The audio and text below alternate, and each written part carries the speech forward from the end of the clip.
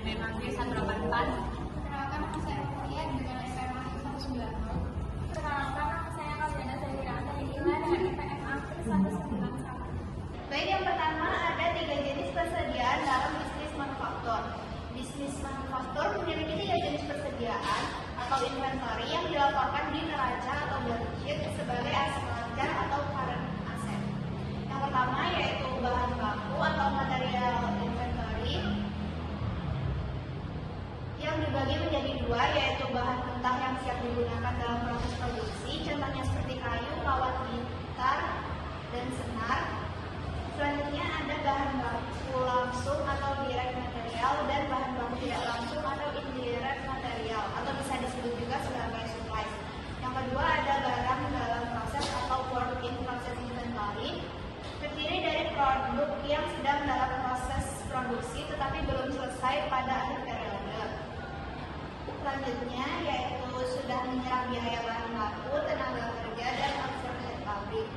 Yang ketiga ada barang jadi atau finished goods inventory, terdiri dari produk yang telah selesai diproduksi dan siap dijual kepada pelanggan. Selanjutnya ada 3 komponen utama biaya manufaktur atau product cost, yaitu biaya yang digunakan untuk membuat produk yang awalnya diakumulasikan sebagai barang dalam proses atau work in process. Terdiri dari bahan baku langsung atau indirect material, yaitu bahan yang secara fisik dapat dilacak ke produk akhir dan merupakan bagian signifikan dari total biaya produk, contohnya seperti kayu, bodi gitar. Selanjutnya ada tenaga kerja langsung atau indirect labor, yaitu gaji atau upah karyawan yang secara langsung terlibat dalam mengubah bahan baku menjadi barang jadi, contohnya perakit atau tukang ukir gitar. Selanjutnya ada overhead pabrik atau factory overhead, yaitu semua biaya manufaktur selain bahan baku langsung dan tenaga kerja langsung, contohnya seperti listrik pabrik, penyusutan peralatan pabrik, gaji mandor, bahan baku tidak langsung. Perlu diingat juga bahwa pada biaya manufaktur ini terbagi juga menjadi 2, yaitu prime cost atau biaya utama, yaitu bahan baku langsung ditambah tenaga kerja langsung, dan yang kedua ada conversion cost atau biaya konversi, yaitu tenaga kerja langsung ditambah overhead pabrik. Selanjutnya adalah biaya manufaktur atau flow of manufacturing cost. Biaya manufaktur berarti kesediaan satu ketersediaan lainnya sebelum menjadi beban. Yang pertama, penggunaan biaya. Bahan baku material setelah digunakan terus dikurangi barang dalam proses, work in process, tenaga kerja langsung dan overhead pabrik dikurangi ditetapkan ke barang dalam proses atau work in process. Yang kedua, penyelesaian produk. Barang yang selesai dari work in process dikurangi barang jadi atau finished goods.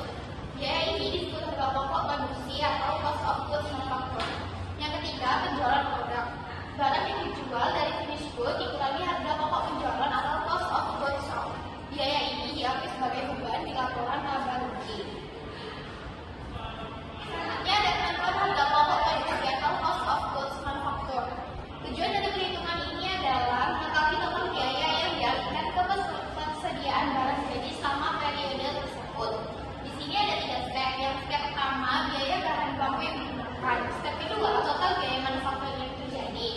Step ketiga yaitu biaya bahan baku yang digunakan ditambah tenaga kerja langsung ditambah overhead pabrik, harga pokok produksi, total biaya manufaktur input plus BIP awal dan BIP akhir.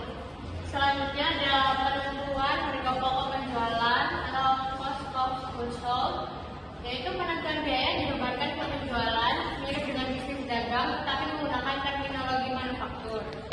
Yang pertama, barang jadi awal atau beginning finished goods inventory.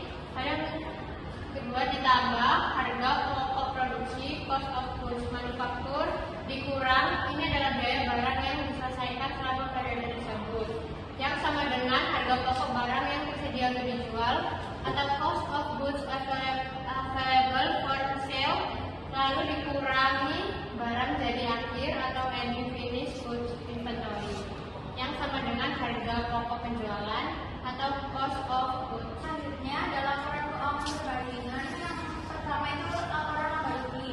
Contohnya bisnis manufaktur menggunakan harga pokok penjualan cost of goods sold yang dihitung dari persediaan barang jadi dan harga pokok produksi. Sedangkan bisnis dagang menggunakan harga pokok penjualan cost of goods sold yang dihitung dari persediaan barang dagangan dan pembelian barang imporan.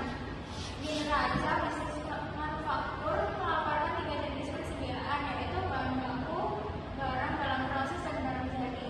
Sedangkan di bisnis dagang melaporkan hanya 1 jenis persediaan, yaitu persediaan barang dagangan.